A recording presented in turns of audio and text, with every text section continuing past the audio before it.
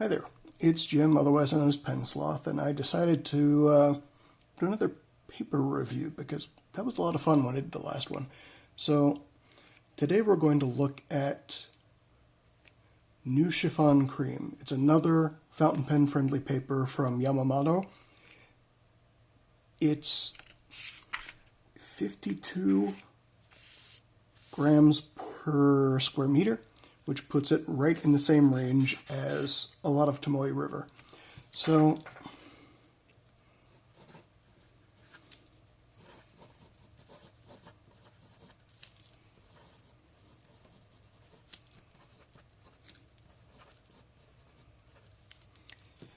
this paper was provided to me by Bertram Zinkwell to review. Thank you, Bert. As I've mentioned before, I've got a serious love of paper, and this is a great off-white sheet that, again, is comparable, but somehow softer than Tomoe River. I like the feel of it. Today we're using Platinum Preppy with Platinum Green ink. It's a fine. The reason I'm using this is you might have a Preppy laying around and gives you a good example of what it looks like when you write with one. So here we go.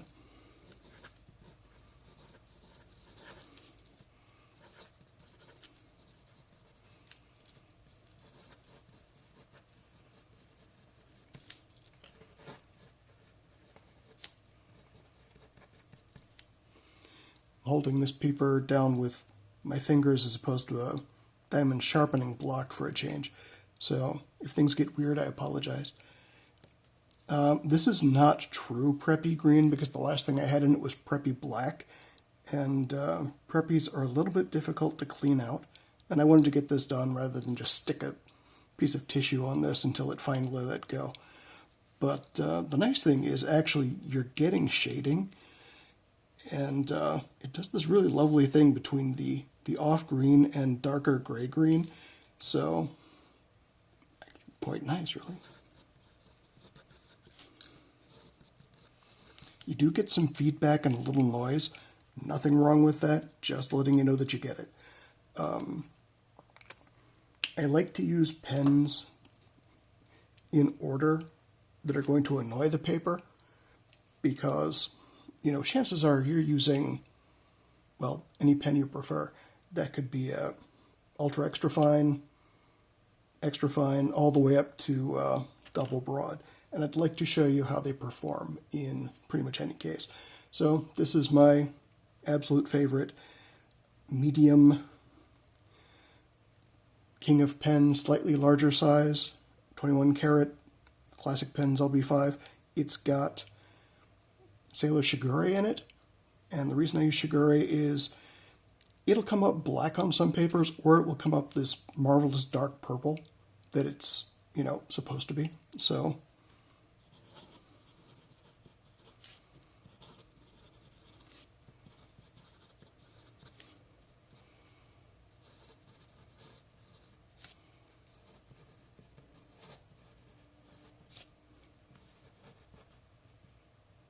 that's me, not the pen.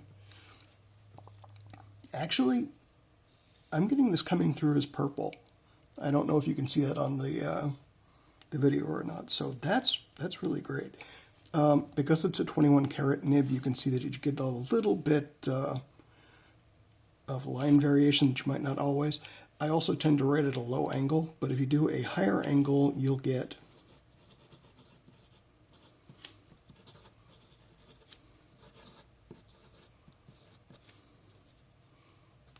a little less variation.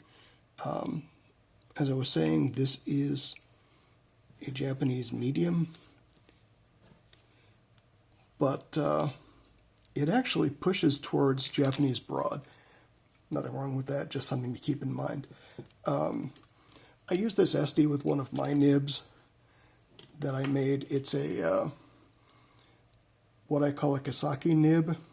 The lower nib of the two was retipped, so got a little more room to work with than usual. This is a pen. It's extremely wet, and I used this one as a start of, if a pen's going to misbehave or make a paper misbehave, it's going to be one of these. So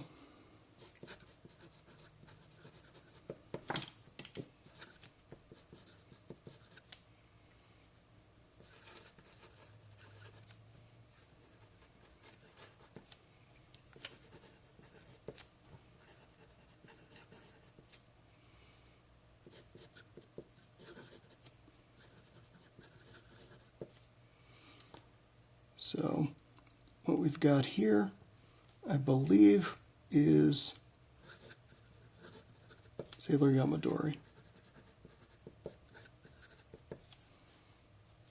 Great ink. And apparently it's running dry, so good time to use it. I'll refill it later. Now for the super misbehave. A kabetama or wall nib. It's wall because the end is flat. Let's make sure the ink is running. Yes, it is. Cool. Move this up a bit.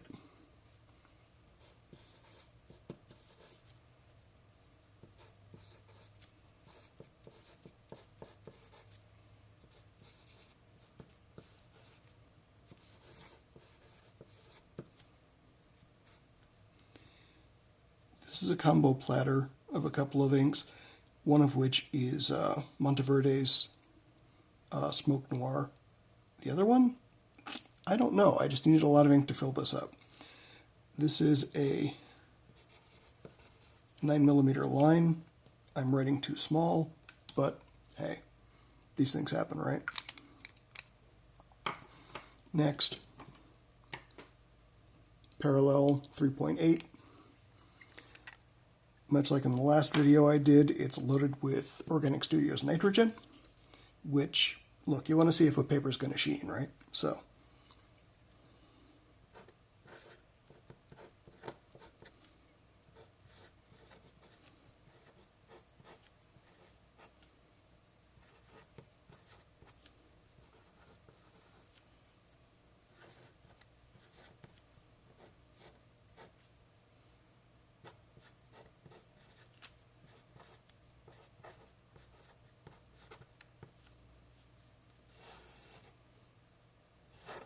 see, unlike Wesley from The Princess Bride, I am left-handed, so you're going to get some weird. So the question then becomes, is this going to ghost? Answer? For those two, yes. These two, not badly. I wouldn't really use this as a two-sided paper, but that's my preference. Again, it's really nice and smooth, kind of pleasantly crispy potato chip-ish, I like to call it. And you do get some shading, like I mentioned. Nitrogen, of course, I don't know if you can see it, is beginning to sheen as it dries. Nicely, it's actually got a little variation in the sheen, which is cool, rather than just that unforgiving hot pink. So, if you're into lighter papers and you want an alternative to Tomoe River, this is a nice choice. I'd give it a go. You can get Yamamoto papers from a number of retail establishments these days. If not, once they reopen their Etsy store, you can buy it from there. It rolls you over to their website, which rolls you back over to Etsy to buy this. I forget how much this is per 50 sheets. Probably somewhere between $6 and $12, which, okay, look, if we're buying Tomoe River all the time, we understand the paper from Japan costs a bit more, but, you know, face it, the quality is really, really fabulous. I'd write letters on this. I wouldn't mind, you know, having it in my collection for when I write letters, which really isn't all that often, but hey, what you gonna do? So this has been me talking about new Chiffon Cream. Give it a shot when you can, or pick up the fountain pen friendly paper collection. It's about 35 bucks, 40 bucks from retailers who are considering carrying Yamamoto stuff. It's a significant amount of money, but there are 18 papers to play with, 4 sheets of each. That's really not bad if you look at it from a, you pay 20 bucks to go see a movie and that's 2 hours. With this paper, you're going to be messing around for probably a good bit more than that. So, thanks a lot for watching. I'm not going to tell you to subscribe, but if you want to, go ahead. Like the video, tell your friends about it, share it, comment on it. If there's anything you'd like to see, whether it's about nibs I've made or pens I've got that are worth reviewing, let me know in the comments. And in the meantime, have a great day and stay safe out there.